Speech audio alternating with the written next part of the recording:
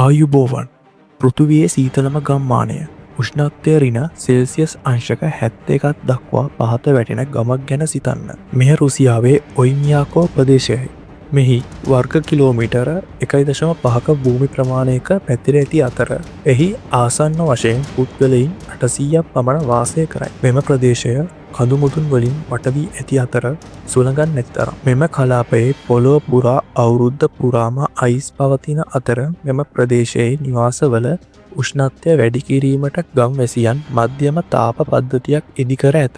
ඒ කියන්නේ ගල් අඟුරු බලයෙන් ක්‍රියා කරන බොයිලරුව. එහි නිපදවන උණුසුම් තාපය පයිප හරහා බොහෝ නිවාසවලට තාපය ලබා දෙයි. මෙම පද්ධතිය අඛණ්ඩව ක්‍රියාත්මක විය යුතුය. කෙටි අසාර්ථකත්වයට පවා සියලු දෙනා අවදානමකට ලක් කරයි. නිවාස උණුසුම්ම තබා ගැනීමට මධ්‍යම බොයිලරුවට සම්බන්ධ කර ඇති යකඩ පයිප කාමර හරහා ගමන් කරන අතර මෙම ප්‍රදේශයේ නිවාස ඉදිකර ඇති ආකාරය දෙස බලන විට සාමාන්‍ය නිවාසයකට වඩා බොහෝ දුරට වෙනස් වේ. බිත්තියක් ස්තර 4කින් යුත් ද්‍රව්‍ය වලින් සාදයි. මෙයින් ඔවුන් ඇතුළත උෂ්ණත්වය රඳා තබා ගැනීම සිදු කරයි.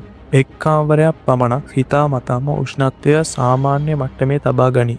එය ඔවුන් ශීතකරණය ලෙස භාවිතා කරයි. මෙහි බොහෝ දෙනෙකුගේ ප්‍රධාන ආහාර මාර්ගය සත්ව පාලනය වන අතර ගව ගොවියන් එළදෙනුන්ගේ බුරුල් වටා රෙද්දක් කොතයි. එය ඇතුළත සිටින ගවයින් එලි මහනට රැගෙන යන විට සිදු කළ යුතුම දෙයකි. එය සිදු නොකළොත් ගව බුරුල මිදීමකට ලක් විය හැක. මෙය සිදු කළද තවත් අවදානමක් ඇත. කිරිගලා යාමකට පටන්ගත් පසු ගොවියන් වහාම එය පිරිසිදු කළ යුතුවේ. මෙහි අධික සීතල හේතුවෙන් නිවාස වෙතට එන ජලනල නොයන අතර ඒවා සියල්ලම කැට වී ඇත. ජලය ලබා ගැනීමට ගඟට යා යුතුය. සත්වයින්ද යම් මට්ටමකින් සීතල අඩු වූ පසු උදෑසනම ජලය පානය කිරීමට පිටත් කරන අතර සීතල ඉතා දරුණු වීමට පෙර නැවත පැමිණීම වැදගත් වේ. මෙහි සිටින එක් සත්ව කොටසක් මෙම සීතලට හොඳින් අනුවර්තනය වී ඇත. ඒ යකුවියානු අශ්වයන්. ඔවුන්ගේ ශරීරයේ පුරා ලෝම බැගගත හැක.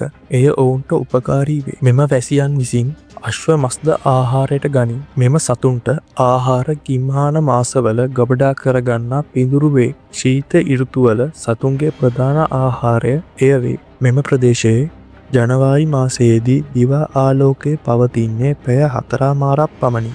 මෙම ජනතාව ජලය ලබා ගැනීමට සිදු කරන තවත් දෙයක් නම් මිදුණු ගංගාවල ඇති අයිස් කුට්ටි වශයෙන් රැගෙන නිවාසවල තැන්පත් කර ඒවා දිය වූ විට ප්‍රයෝජනයට ගනී. මෙහි ජනතාව සෝබා දහම ජය ගැනීමට නොව එයට අනුකූලව ජීවත් වීම සිදු කරයි. යකූටි ජනතාව සීතලට එරෙහිව සටන් නොකරයි. ඔවුන් එයට ගරු කරන අතර ඔවුන් එය නීති රීති තුල විඳදරා ගනී. මෙය පෘථිවියේ තිබෙන සීතලම ගම්මානයයි.